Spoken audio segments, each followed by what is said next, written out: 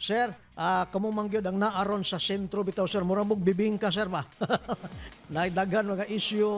Unsay kwan sir, unsay inyong how do you take it sir? Kamo sa kapulisan, labi na ng mga issue sa Philippine National Police ron sir. Well, kani mga issue kayo labi na sa illegal drugs, no? Ginaimbestigahan naman ni karon John, no? Yes, sir. So sa Senado napoy ginahimo pod nga mga inquiry ani o sa Kongreso.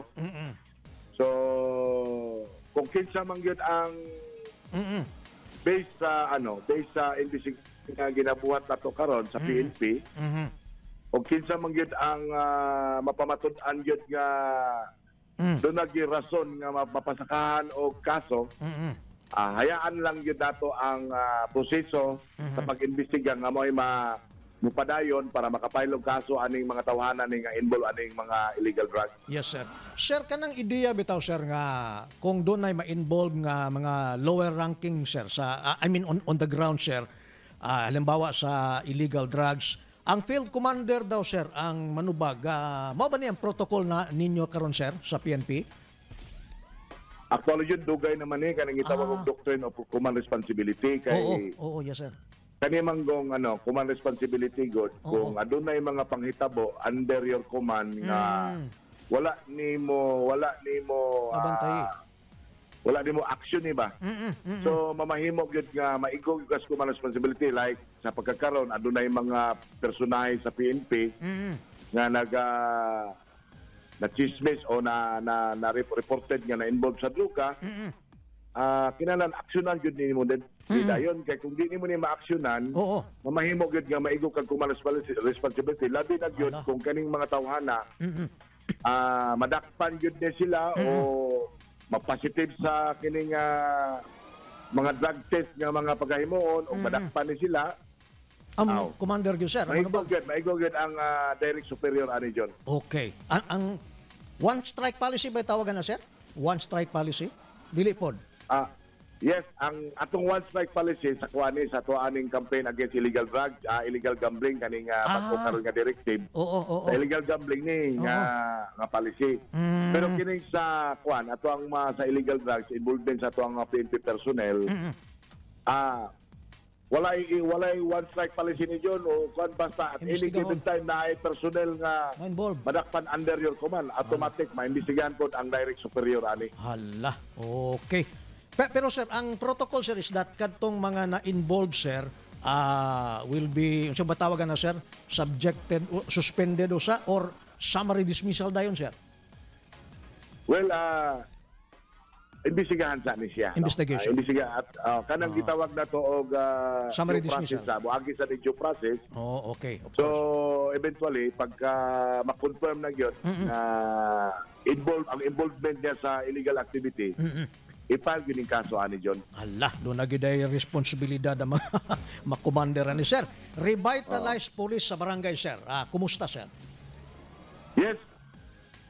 Layo na kay naabta ng atong revitalized police sa barangay John, no? Since the time na it was implemented last January 2020, no? Gani thousands na of activities ang gibuhat ang ato ang mga kapulisan nasa mga GDAS area. Ug kita nagpadayon sa pagkakaroon John, aduna kitay deployed personnel, no? Aduna kita gi-deploy nga 165 personnel, no? Sa nagkadaiyang barangay diri sa ato ang siyudad sa Davao. Labi na gito mga parplang mga barangay, no? So 60 ka parplang barangay priority area nato, aduna kita naka-deploy aning 165 PNP personnel. Okay. Sir, di bahas ra kayo tong 3-minute response time, sir, versus actual reality on the ground, sir? Well, I think sa kuano, possible man siya dyan, possible man gud siya. Kaya kanang idea man gud sa 3-minute response time nga implement karon sa QCPD, Quezon City Police District. Under po na sila programa nga gitawag og PSB, Pulis sa Barangay. So pareho ta. RPSB. Oo. Ang ilang PSB yun, nasa syudad, ang atuan na sa mga bukid-bukid. Bukid, oo, okay. Yes, So, sir. meaning to say, when there is a crime, Naaday at police. a certain area, a certain barangay, makareact na yun ang ato ang mga kapulisan, no? Kay, naanaman siya dito. Correct, yes, sir. Pero ang tanaw na mo, ani, Oo.